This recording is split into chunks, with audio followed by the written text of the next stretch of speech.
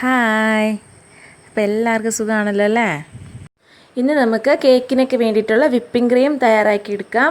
അത് മിക്സിയുടെ ജാറിൽ ഈ 2-3 കാര്യങ്ങളൊന്ന് ശ്രദ്ധിച്ചാൽ മാത്രം മതി. സൂപ്പറായിട്ട് നമുക്ക് വിപ്പിംഗ് ക്രീം റെഡിയാക്കി എടുക്കാൻ പറ്റും. അപ്പോൾ ഇതുവരെ എന്നെ എല്ലാ രീതിയിലും സപ്പോർട്ട് ചെയ്ത് എല്ലാവർക്കും ഒരുപാട് നന്ദിയുണ്ട്. അപ്പോൾ നിങ്ങൾ ഇതുവരെ സബ്സ്ക്രൈബ് ചെയ്യാത്തവർ എൻ്റെ ചാനലൊന്ന് സബ്സ്ക്രൈബ് ചെയ്തേക്കണം. തൊട്ടടുത്തുള്ള ബെൽ ബട്ടൺ അമർത്തി ഓൾ കൂടെ ഒന്ന് പ്രസ് ചെയ്തേക്കണം. അപ്പോൾ നമുക്ക് വളരെ പെർഫെക്റ്റ് ആയിട്ടുള്ള ഈ വിപ്പിംഗ് ക്രീം മിക്സിയുടെ ജാറിൽ റെഡിയാക്കി എടുക്കാം.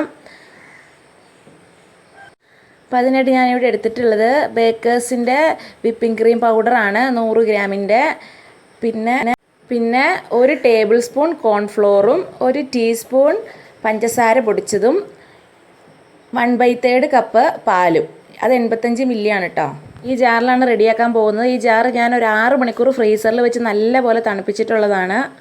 നമ്മൾ വിപ്പിംഗ് ക്രീമിന് വേണ്ടിയിട്ട് എടുക്കുമ്പോൾ എല്ലാ ഇൻഗ്രീഡിയൻസും ഫ്രിഡ്ജിൽ വെച്ച് നല്ല തണുത്തിയായിരിക്കണം.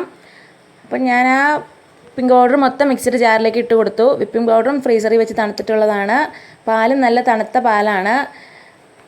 പിന്നെ നമ്മൾ മിക്സിയുടെ ജാറിൽ ചെയ്യുമ്പോൾ ശ്രദ്ധിക്കേണ്ട കാര്യം, വിപ്പിംഗ് പൗഡറിൻ്റെ കവറിൻ്റെ പുറകിൽ എന്തോരം പാലാണ് നമ്മൾ ചേർത്ത് കൊടുക്കേണ്ടതെന്ന് അളവ് എഴുതിയിട്ടുണ്ടാവും. ആ അളവ് മൊത്തം നമ്മൾ ചേർത്ത് കൊടുക്കരുത്.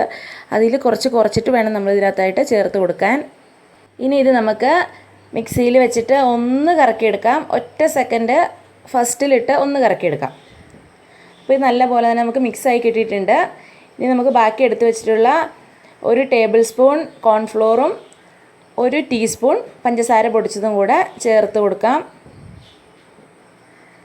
ഇനി നമുക്ക് ജാർ അടച്ച് വെച്ച് ഹൈ സ്പീഡിലിട്ട് ഒരു 3 മിനിറ്റ് കഴിയുമ്പോൾ മിക്സിയുടെ സൗണ്ടൊക്കെ മാറി വന്നിട്ടുണ്ടാവും. നമ്മുടെ വിപ്പിംഗ് ക്രീം നല്ല പെർഫെക്റ്റായിട്ട് റെഡി ആയിട്ടുണ്ടാവും.